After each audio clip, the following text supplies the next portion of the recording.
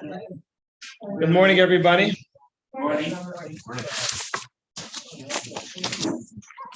So today is the last class. Excuse me. Today is the last class of the season. Rosh Hashanah is very early this year, so school starts very early. So we have to head back. We've already been here 7.5 weeks. And God willing, next year we'll have a full season.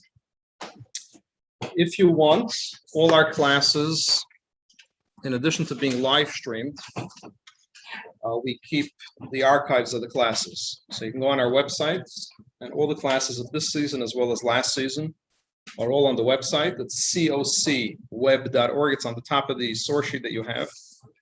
COC stands for Chabad of Chautauqua web.org. And over there you have all the classes with the source sheets as well that you can download. So today, we usually study on Tuesdays everyday ethics. Anybody been here before for the everyday ethics class? Not the ethics. Okay. So what we do is we usually present you with a common day question and ask you first to discuss what you think your approach would be to such a kind of question. And then we study some of the Judaic texts to see what are the guiding principles to address a similar kind of question. And as I mentioned, always in ethics, the variables, even small variables, can affect the conclusion. And therefore, we're not coming to something conclusive today. We're just trying to give you general principles of how to process and analyze and try to apply these principles to similar cases. So the question at hand is the following.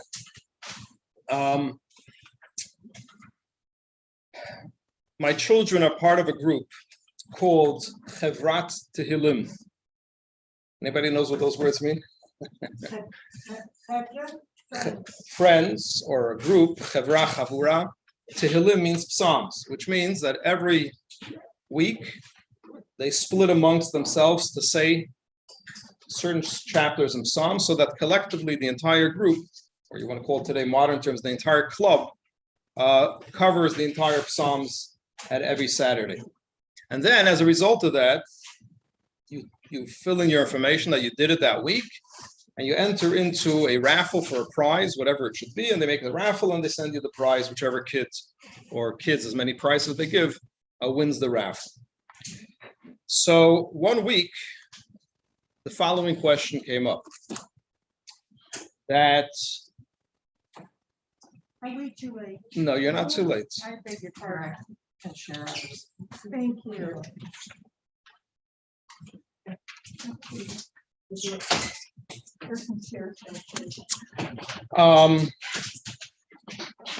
So there are several ways, it seems like, although let's probably expect one way, there are several ways you can submit that you've done, your part. You can do it through text message, you can do it through email, you can do it through the WhatsApp app, and so on.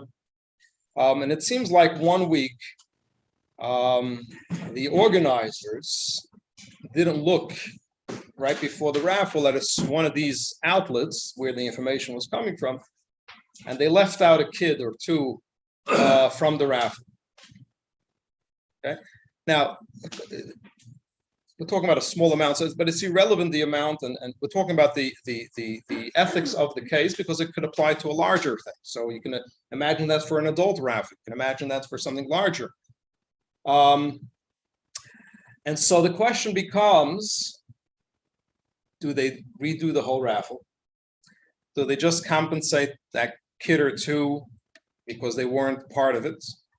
And although there's no money buying a ticket for the raffle, but really, if you think about it, time and effort is sort of acquiring the tickets for the raffle. So you can take the same concept and say, if you bought a ticket for the raffle, what are your rights to that? So there's two parts, you can even say 3 parts to the question. One is, what is the relationship now between the organizers and those that were left out? Okay, that's question number one. And then the question becomes, what is the relation between the organizers and those that were part of the raffle? In other words, because there are two complaints, if you want to say. One complaint is those that were left out, right? If they were left out, well, we did our share, or we bought the ticket, or whatever it is, and we want to be part of it. So redo the raffle or compensate us sufficiently, right?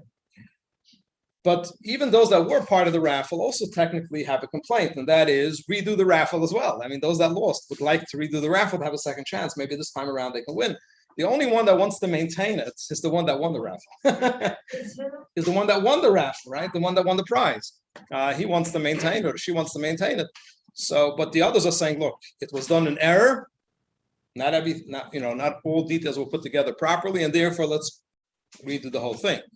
So you have three people. The person that wants us keep the raffle, and we'll try to work out with those that were missing out. You guys, and if you want to make it even more exciting, the person that wins tells the others that were part of the raffle. So let's put a number to it, just so we'll soon see that. We'll just put a number to it. Let's say there were 10 kids involved in the raffle, right? 10 kids did their share, they were involved in the raffle, right? So, and one kid was left out. So now 9 were put into this pot, and the names were drawn out, or whatever other method that was used.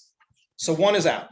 So the one that won says, look, we'll deal with the 1. I'll give him, a share of, let's say I got $10 for the gift. I'll give him $2. I'll keep 8, he'll get 2. He had 1 in a 10 chance to get, but 9 chances to lose. So at least he'll get something. He'll be happy. I'll be happy. Let's keep it. The other 8 are saying, no. Let's redo the whole raffle, right? Now, what is the one that wins telling the other 8? Why should we redo the raffle?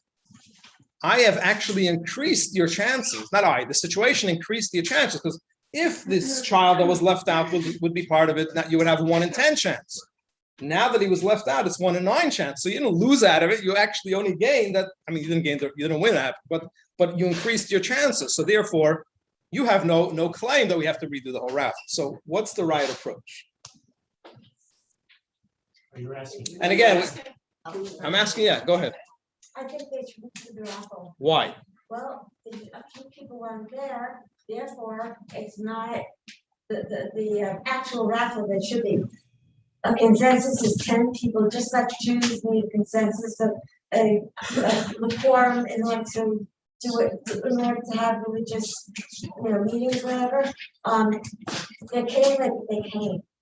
Therefore, they should be part of the raffle. Therefore, we have to do the raffle, including everybody. So let me on. You're saying we should redo the raffle. I just want to understand the rationale. And I don't want to put words in your mouth, so that's what I'm going to ask. Is the reason you're saying to redo the raffle because the ones that weren't included are losing out?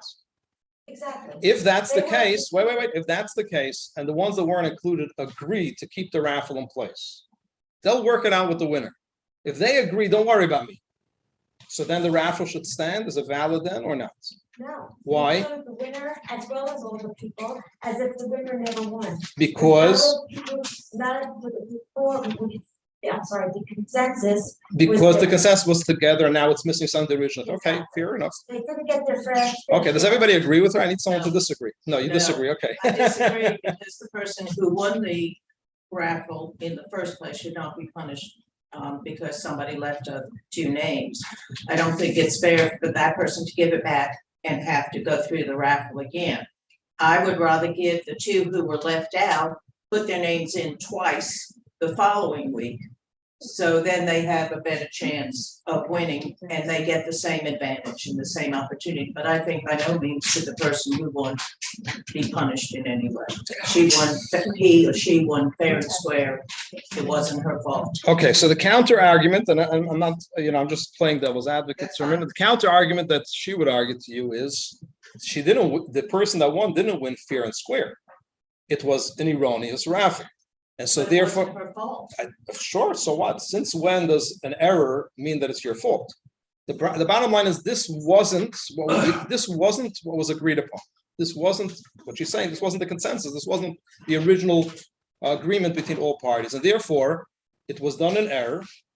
And therefore, it's worthless. It's invalid. And therefore has to be redone. That's what she's arguing. Correct.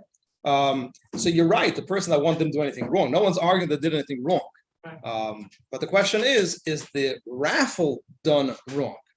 And therefore, if the raffle is done wrong, let's say, I'm just going to give you an example, okay, just to make it, let's say, and we'll soon see a similar example when we bring it up, is that you put all the names into the pot. Right. Your name I want to make this personal so that we look at it a little bit different for a second. Your name was supposed to be in the raffle, and then somebody wins. You open up all the tickets that were left, and you realize they forgot to put your name into the raffle. What are you going to do? There's no next week raffle now. And it's a. I'm giving you an example. There's no next week raffle, and it wasn't for $10. It was for $10 million. Are you also going to say? I would be upset. But that upsetness doesn't have any value. Does it give you any claim? So what she's saying is, you have a stake. Yeah, it would. So you're agreeing with her. Now the winner is saying.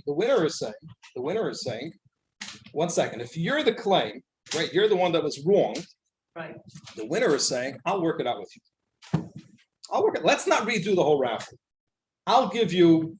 Even if I'll give you half, it's still worth it for me because if I redo the whole raffle, I might lose the second time around, right? So as a winner, I might turn to you and say, no, don't worry, I'll give you half. You might also not win the next time around. So 5 million is good, right? So keep it. And you'll take it, right? But the other 8 are saying what she's saying. That wasn't the original agreed upon agreement, and therefore let's redo it so everybody now gets a chance for the 10 million. Okay, so that's the dilemma. Yeah. Well, I have two.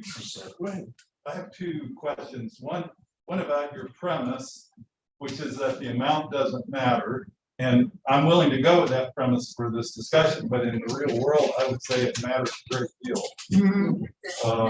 If it's a very small amount, I would offer, for the sake of peace, to say we'll settle up and move on to next week's raffle. And just so that everybody feels fairly treated. But the other wait. So let me answer one question at a time. Sure. The idea that the amount doesn't matter in Judaism doesn't matter. A penny and $1 billion. If it's wrong, it's wrong. It's right, it's right. Okay. And therefore, simply said, if you steal a penny, you're a thief. Okay. It's a penny, but it doesn't make a difference. You're still a thief.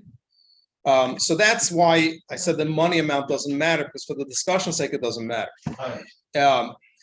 Are people willing to compromise? Then we don't have to have this whole discussion. If all parties, all 10 people in the raffle are willing to compromise, then technically, in money matters, I can give you a gift. So if we agree, it's technically a gift. We're talking about if they're not willing to compromise, or if they want to know what's the right thing, and then we'll decide if we're going to compromise or not. But first, let's figure out what's the right thing. So, and then which leads to my second question, which is, what is the nature of the social contract of this group when they join?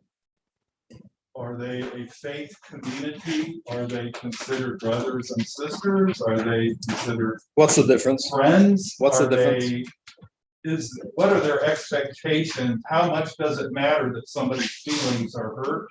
How much does it matter if somebody says, I'm leaving, I don't like the way I've been treated? Does that matter, or does it not? How important is reconciliation? Okay, that's a good point. And you can bring up, a lot of times when we have these ethical discussions, people bring up, well, the relationship is what's more important, and which is all good points. But all these things boil down: is there a wrong? Is somebody wronged or not? Is there a claim or not? And then we could say, what effect does it have, and what are we willing to do to remedy that claim? But the basis of the question is there something wrong, and who is the wronged party, and therefore, do they have any claim to it? So before we get to relationships and how they want to play around with it, and one more thing I want to say is, and I use this midrash because I think it highlights the premise of ethics. Some of you that were here in the previous weeks heard it, but you'll hear it again. The midrash says a fascinating story. The midrash is the same time period as the Talmud, which is about the 1st, 2nd century written. The midrash says Alexander the Great, in addition to conquering region after region, was also looking to really study different cultures and learn different arts and so on. And he would travel, not just to conquer, but really to explore. And he came to a far-fetched country. I forgot the name now, it's written. And the king invited him and brought him into the palace. And he tells the king, I want to observe how you execute justice in your country. In those days, the monarchs would be the justice. And so he wanted to see how things run over here. He says, fine. So they're sitting in the palace, and two people come before the king. And one tells the king that I bought a field from this person, and I discovered in the field there was a treasure. And therefore, I want to give it back to him. And he doesn't want to take it. Could you force him to take it back? And the seller tells the king, I sold him the field as is. So really, it belongs to him. He shouldn't give it to me back. He should be keeping it. It belongs to him. Can you imagine that's the issue? So the king turns to both parties and says, do you have a son? Do you have a daughter? Why don't they marry and give them the treasure? He turns around to Alexander the Great and he sees that he's not impressed, to say the least. So he asks Alexander the Great, did I do something wrong? What would you do otherwise in your country? He says, in my country, if such a case would come before me, I would chop off both heads and keep the treasure for myself. Now, we laugh at it because of the stark, extreme difference. But if you think about it, these two approaches is the ethical approach and the Western culture approach, the economic realities out there in the marketplace. We live in a reality that everybody's out for themselves. And even when we compromise, it's also a form of out for yourself. In other words, okay, 50, I'll give in. But it's really, I don't want to give. I don't want to give you 50, but whatever. The chances, statistically, I might lose. So it's worth it. We'll work it out. Or even if I say for the friendship or for the relationship or for the business, public relations and so on, it's ultimately about myself. It's ultimately I'm willing to forgo because I'm going to gain something else. But ultimately, I'm looking to gain something. Ethics is looking to do what's right for the other person, what's right for the situation, without concern for yourself. So therefore, if you want to answer really your question, a real ethical question is each one, I don't want to accept from you if it's wrong. I want you to have fully. And you don't want to accept from me if it's wrong. You want me to have it fully. That's the argument. And therefore, each one says, if it's yours, I'll give it to you 100%, full-hearted. And if not, then I'll keep it. But otherwise, it's not. So that's really where we're coming from. Yeah.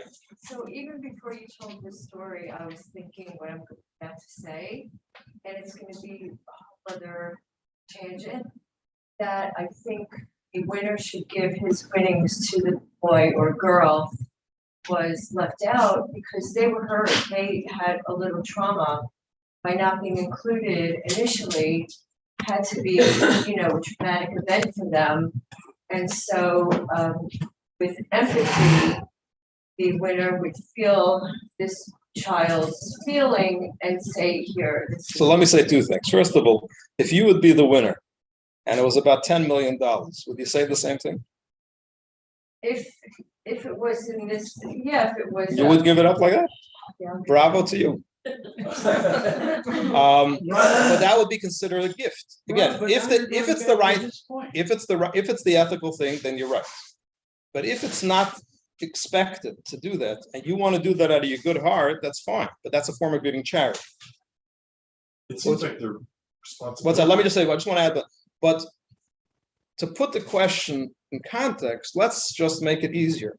That the kid that wasn't included doesn't even know that he wasn't included, right? So, it's done behind the scenes today. Everything you just send in an email or whatever it is. But the organizers realize their mistake. And then the question is, what do we do now? Then they should give the boy, the child. So they have to lose double. Okay, so they get 10 and another 10. In that case, it can. Again, is that the right thing? We'll see. Maybe not. Maybe they have to redo the whole raffle. Yeah, I'll get to you in a second. I guess to me, the conversation has been focused on the winner and the loser. And it seems like the accountability, the responsibility is with the organizers. So for the winner to give up something to help the loser is kind of avoiding the question of the responsibility of the organizer that actually was the one at fault.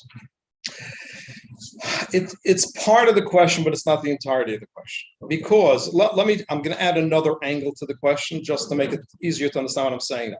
Let's say it was raffle tickets. Okay, so let's say a school sells raffle tickets, right? Whatever it is that 8th grade is trying to collect money for whatever the thing should be.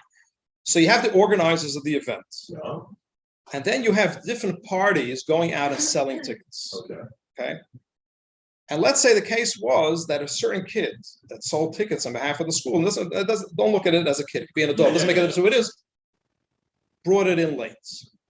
Okay, Yeah, so lost it. whatever it is, right? Yeah. So now the organizers did nothing wrong. Mhm.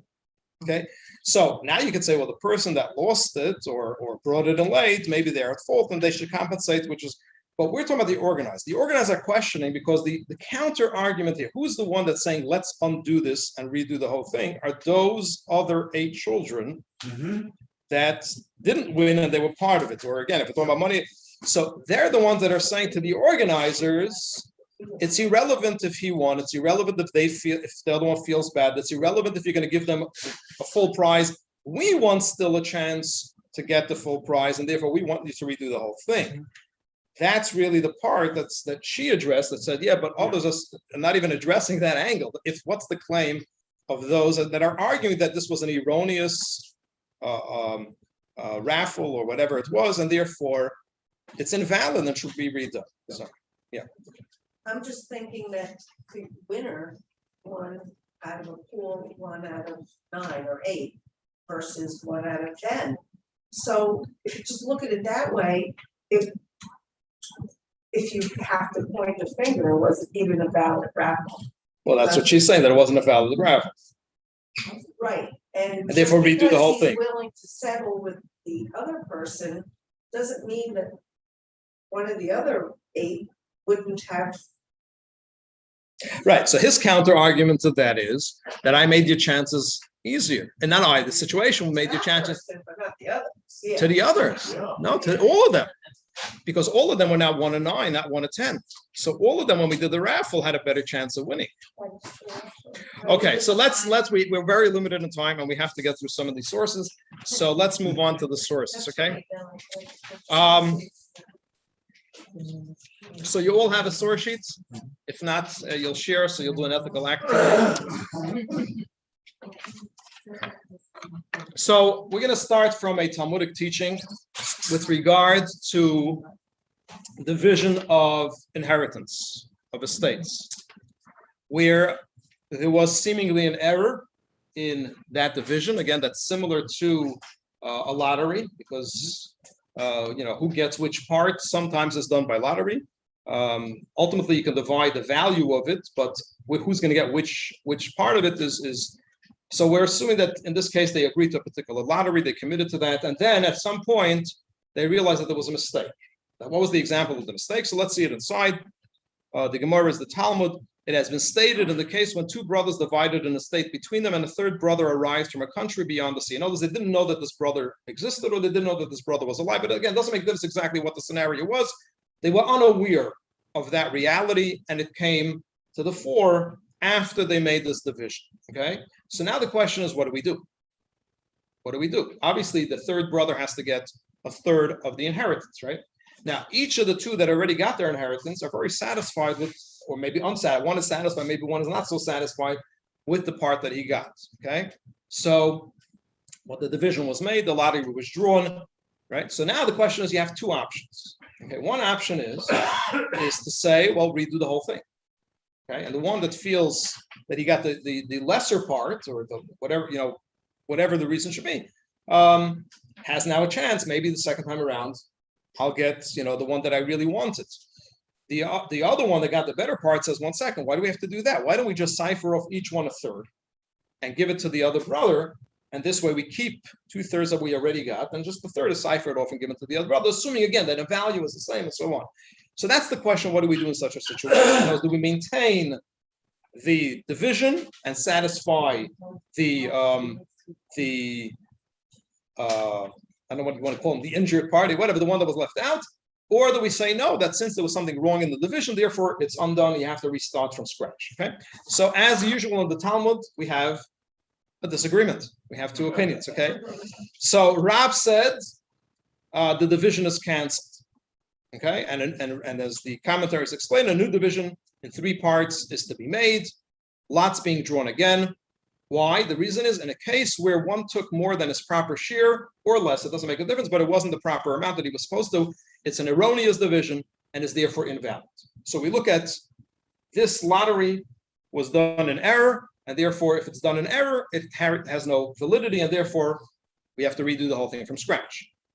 The second opinion, and Shmuel said, they relinquish. What does it mean they relinquish? They relinquish thirds from their respective shares for the third brother. So they keep 2/3 of what they already got in the first division, just they have to cipher off and give to the third brother his share.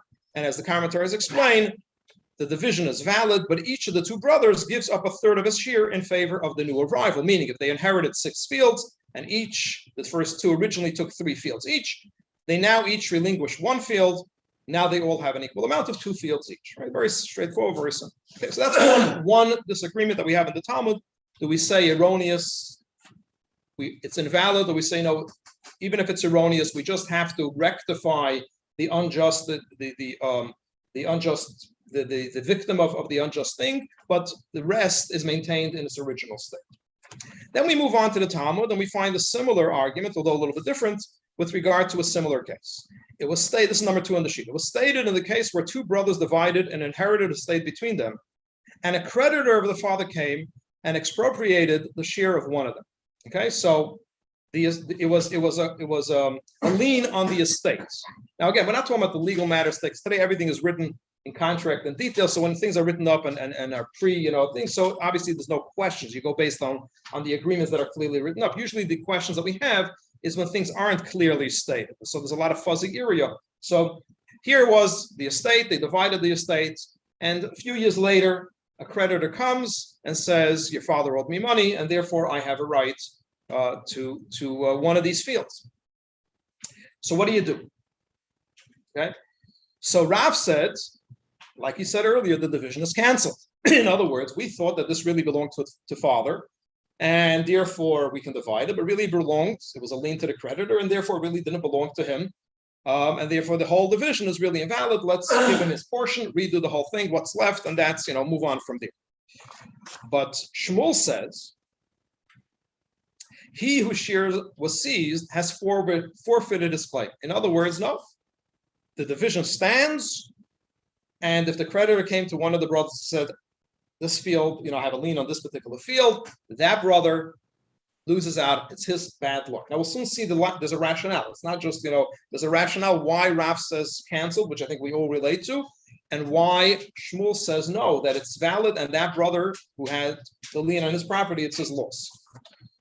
So number 3 explains. Rav said that the division was to be canceled because he holds the opinion that brothers, even after having divided their father's estate between them, remain co-heirs. And therefore, because you remain co-heirs, this is 3a, hence they remain collectively responsible for the payment of their father's debts. And therefore, since they remain collectively responsible, therefore, when you took the field from one brother, it's really, technically, it's on the account of the other brother, and therefore, he's affected, the division is affected, therefore you would say it's invalid, and you have to redo the whole thing. Shmuel said, right, that brother lost, and the other brother doesn't have to give anything. Shmuel said that he whose share was seized forfeited his claim because he holds the opinion that brothers, after having divided their father's estate between them, stand to each other in the relationship of vendis, each being in the position of a purchaser without a warranty on that property. Now, what does that mean? So they're heirs, and they divide the estates, and now what is their relationship?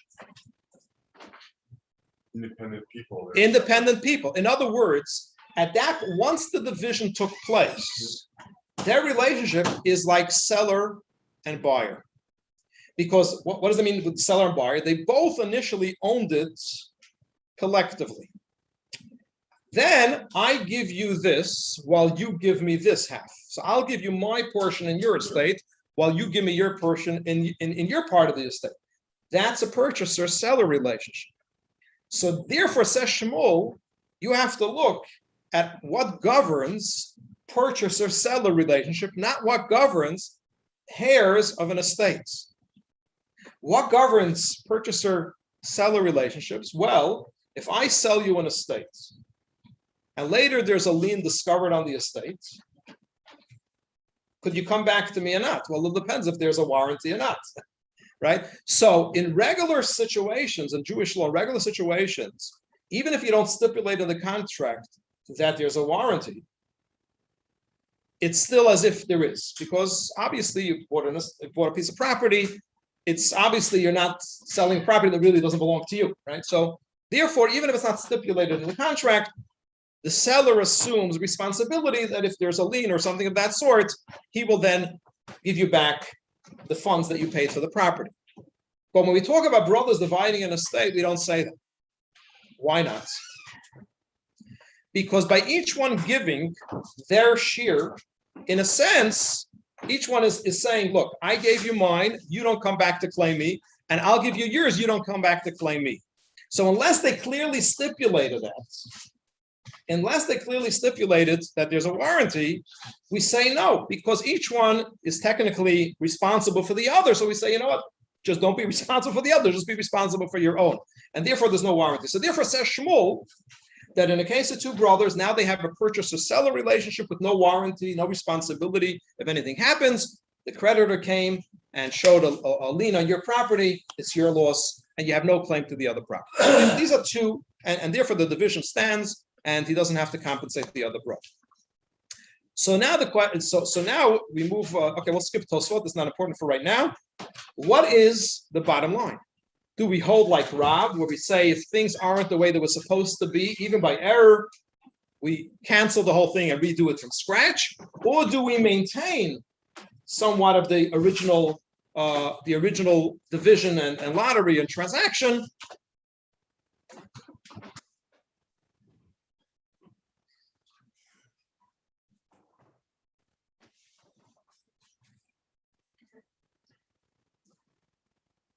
There's no paper towels in the bathroom. I know, On purpose. I No, understand. but you're right. I should put a sign on the, yeah. You've explained it to me in the past, so I'm helping you speak. Thank you. No, I just want to explain why we don't have. Okay, go ahead. So what's the conclusion? What do we go by? So what we find is fascinating. We find an argument again about which opinion do we go by. So number 4 on the sheet, where Papa says the law in all cases dealt within these traditions is that a portion or portions must be relinquished, which is similar to Shmuel, although not exactly like Shmuel, but similar, which is the division is valid and you just remedy the party that lost out of it. Okay. And then 5, Amemar says the original division is canceled, and the law is that the original division is canceled. So the conclusion of the Talmud is the last words, and the law is that the original division is canceled. In other words, we hold like Rav, which is that if there was an error, even if it was unbeknown to either party, but there was an error in that lottery, in that division, we say that an erroneous division is not a division, and therefore we cancel it and we redo the whole thing from scratch, and therefore each party has some ability to maybe now get the piece that they really wanted to get. We're not finished yet, but yeah. Well, does it matter the time period that might have lapsed? Because let's say, for example, if it happened immediately following it, then maybe somebody didn't detrimentally rely on that. But if the one party, put their kid through college and assume their own debts or whatever else based on those. That is a very good point. The general answer is, if there was an opportunity to figure out that there was an error, then we look at how long does it take to figure it out. So let's say in just an example, now we're talking about lotteries of division. Let's say you buy an item. So there is a grace period within Judaism, which to go to a professional and check it out and see if, and if you pass that grace period, we assume that you just forgo your rights and that's it. It is what it is. But in this case, the examples that we used is that they didn't know. So the third brother came, or the creditor came, for whatever reason, maybe the time of the loan wasn't up until who knows when. And so there was really no way for them to know. And therefore, yeah, if it happened 20 years later and they use the money, that's irrelevant, again, with regard to what's right and wrong. So you'll make some type of payment plan for that. But ultimately, it wasn't yours. So, we can use examples where maybe make it easier for a person to digest what I just said, where, you thought a property was, just nobody's, sitting there, anybody can claim, and then all of a sudden you realize somebody came and claimed, so the fact that you made the mistake is an honest mistake, and it's unfortunate and so on, but ultimately it wasn't yours. And therefore you would have to pay it back, even if it's so many years later. Okay, let's move on.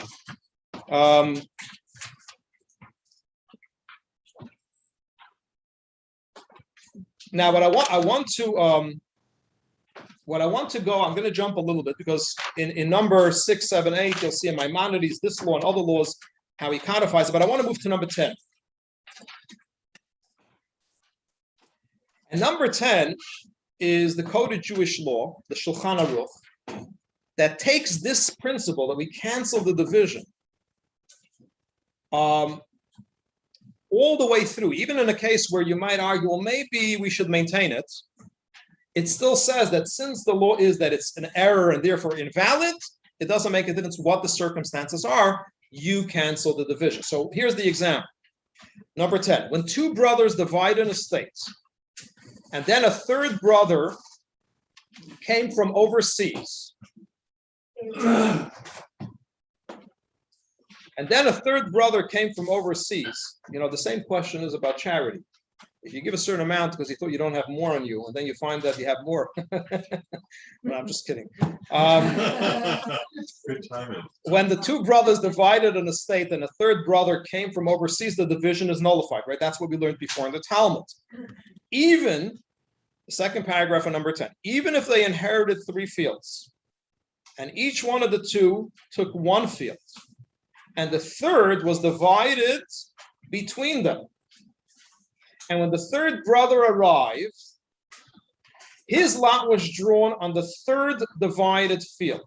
So here's the story that happened. We have 3 fields, 2 brothers. You get field 1, you get field 2. The third one will split down the middle. You get half, right? A third brother comes.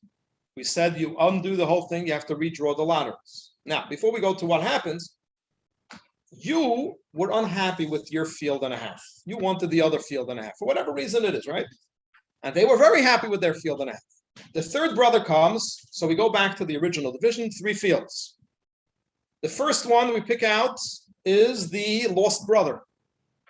We pick out which field does he get? He gets the field, the 2 halves that were originally part of. He got that field. Okay, so now the question is, 1 second, he got that field. We already had a division for the first 2 fields. Why not maintain that division? You're not happy, but he's happy. So he's saying maintain that division. You're saying, no, let's undo the whole thing. What do you do? Again, the unjusted party was remedied. They got it. Why don't we say no? Since we say it's invalid, the whole thing is undone. And therefore, now you have a chance. You might get the other one that you really wanted. Okay? So that's how far we go with it. Now, there's an interesting rationale behind why we undo this thing. In addition to what we said, that it wasn't the agreed upon conditions, it was an error, but there's actually a spiritual element to this discussion as well. But before we get to the spiritual element, let me just say how this case was applied, and then we'll see soon if it applies to our case or not. There was a case about 200 years ago. About 200 years ago, on the holiday of Purim. Anybody know about Purim? Right? What's Purim? Purim is the only day on the Jewish calendar where there's a mitzvah to get drunk. That's what it says. There's a mitzvah to be plastered. Mine is Passover as well. I don't do that cups wine. Okay, but you don't need such strong wine. But yeah, some people go straight to their head, and it's. But Purim, there's a mitzvah to. So you can understand people are more jolly, and then there's another mitzvah also to give charity without limitation. Anybody that opens their hands, you just give them. See, it works together very good, In any case, the story happened. There were 12 people sitting at a party at a Sudat Purim, at a meal of Purim, and I don't know how it came to the party, but there was a golden goblet, real pure gold Kiddush cup.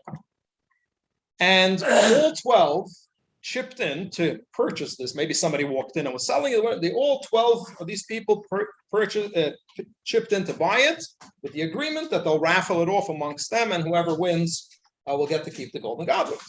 I remember this in the old shtetl, a golden goblet. I mean, this was extraordinary. So they draw the lottery. And the way they draw the lottery, and this is from scripturally, this is really the way you should do it, is you had 12 pieces of paper. Each one had a name of the participants, and then you have 12 pieces of paper. 11 of them are blank, and the 12 says Mazel Tov. Okay, it doesn't say Mazel, it can say winner. It doesn't make this what you read in, and then you pick one. That's the way you do it. So they pick out name number 1, paper number 1, blank. Name number 2, paper number 1, paper number 2, Mazel Tov. Wow, okay, he won it. But the people were perplexed. The second one already, the Mazel Tov, now it can happen. It's 1 in the 12 chance. But they were a little perplexed. So they decided, let's check the papers, make sure everything was done properly, they're a little tipsy, whatever. So they check the papers. They see there's only 10 empty and 2 Mazel Tovs. So now there's a problem, right? So, Rabbi, what do we do? Well, this is an erroneous case. It's obvious an error. We got to redo the whole thing. Okay, read the whole thing. They redo the whole thing. Pick out name 1, empty, 2, empty, 3, empty, 4, empty, 5, empty, 6, Mazel Tov. Okay, that sounds more, like possible, right? Okay, so one of the other people just sitting there, playing around, not looking, not questioning anything, begins opening the leftover papers in the whatever the bucket that was holding it, and he sees that there's one name missing. For whatever reason, when they put back the names, they put in only 11 out of the 12, not the 12th. So they had a question. What was the question? Exact same question that we had, right? Which is that the one that once said, I'll deal with him. I'll give him whatever amount of rubles or whatever. I'll deal with this person. And the others will say, no, it's erroneous, and we have to undo the whole thing. And eventually the rabbi ruled, based on what we just learned, that it doesn't make a difference. The bottom line is it was an error, and therefore it has to be redone, the whole thing from scratch. But he offered an insight of why is it undone. And that is that the idea of basing a division on a raffle, on a lottery, has scriptural sources in many places. And the concept of a lottery in scripture is that it's actually, you're relying not on chance, but you're actually relying on divine intervention. The power of a lottery is that let God decide who should be the one gaining. And that's why you see when they originally divided the land of Israel, it was divided by lottery. And that's considered the word of God. Also with the breastplate, or whatever, other factors. Later, we find the same idea. Even non-Jews use the lottery with this understanding. For example, if you remember the story of Jonah, right? When the boat with anyway, you don't remember the story, then you have to go back in Kippur, listen closely to the maftir. That's in the afternoon. I know you're exhausted and hungry, but it's a fascinating story. And the story is you can never run away from God. That's the punchline of the story. But over there also, there was a storm in the sea, and they weren't sure who it was, and they cast the lottery, and it fell out on Jonah, right? And so you saw that the lottery was a real thing. And the same thing as Haman, when he wanted to destroy the Jews in the story of Purim, talking about Purim, that same idea. Purim, by the way, what's the name Purim? Purim actually means lottery in Persian. Pur means lottery. So again, he used why? Because he was relying on this higher divine power. And we find verses, some of them I quoted on the sheet, you can see them, there are sources on the sheet, that it's God that supports your lottery. That's, if you want to see exactly, it's number 14. So therefore, what he was saying is that when does a lottery, we rely on the lottery because we say it's some type of divine intervention, some type of divine guidance. That's why we all agreed to this lottery, and the outcome of the lottery, and that's why it's binding, is only if it has God's stamp on it. When does it have God's stamp? When it's done properly. But if it's done in error, then you can't say God supports an error. So therefore, it's not divine, it's not the power of the lottery, and therefore this is not what we agreed upon. That was the logic that he applied.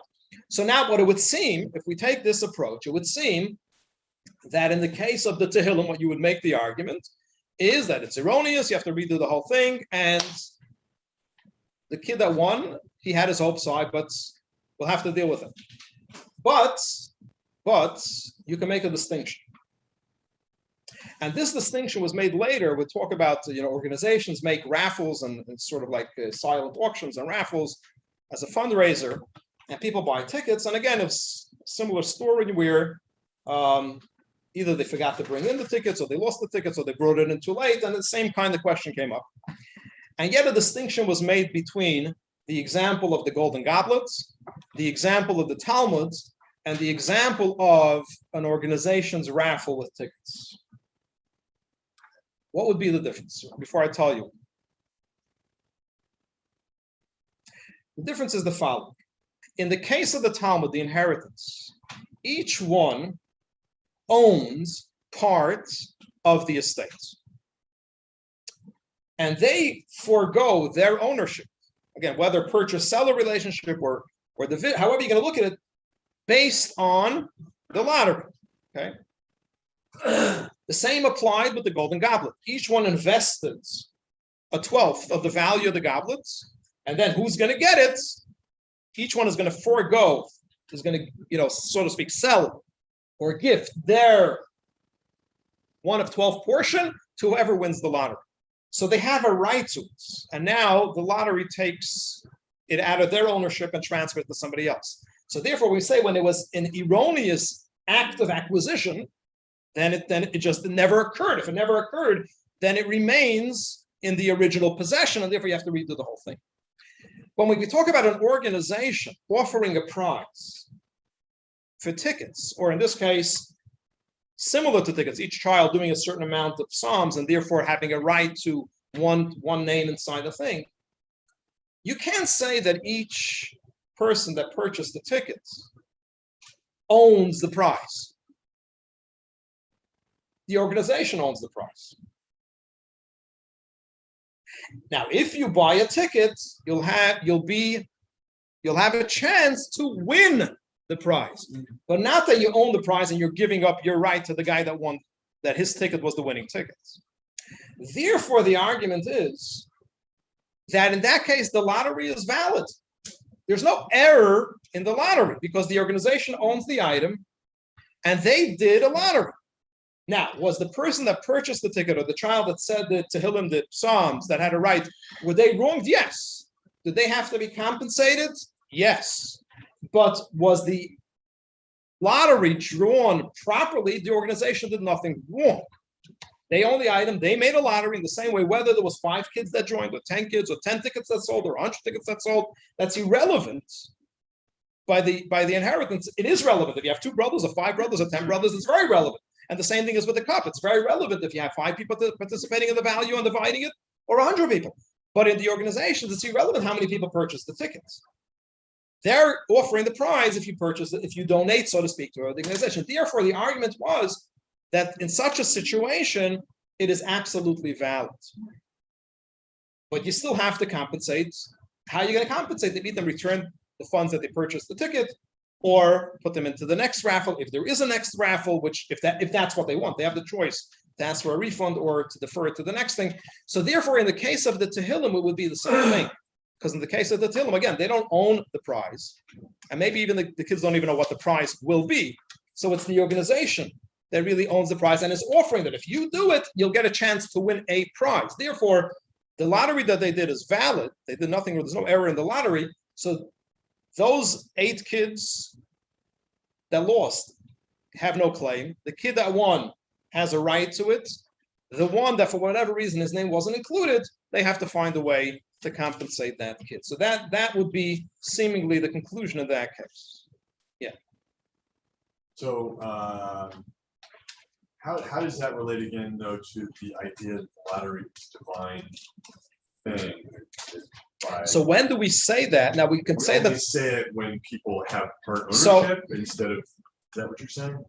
Versus the organization owning it, or just got a little confused. You're asking a good point. Seemingly we say divine intervention in both cases. Yeah. So now, even if we're going to say that there was no divine intervention in the organization's lottery, Right. okay? So God didn't decide that I should win the lottery.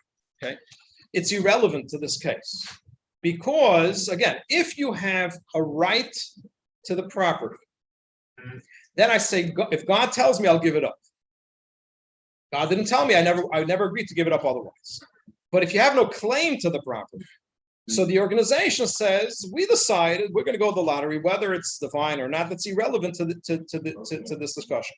Now, you're right that ultimately the person will say, it's a question if you can say, was God intervening through the lottery or not in such a case, because somebody was left out. But if you're going to say that they had the right to the lottery, it was done properly, then you can still say that it was divine intervention, because if it's a valid lottery in such a case, then it does have God's blessing on it. Before we go, I just want to say two things. First of all, today was the last class. I want to wish everybody a Shana Tova, a good, healthy, and sweet New Year. And if you wait one more minute, there's a custom on the month of Elul preceding Rosh Hashanah to blow the shofar. So to remind us, you shouldn't come Rosh Hashanah, oh, it's Rosh Hashanah, you should. So give me a minute, I'm going to blow the shofar for you, just right there. I have it there. Quickly say one thing, one sentence.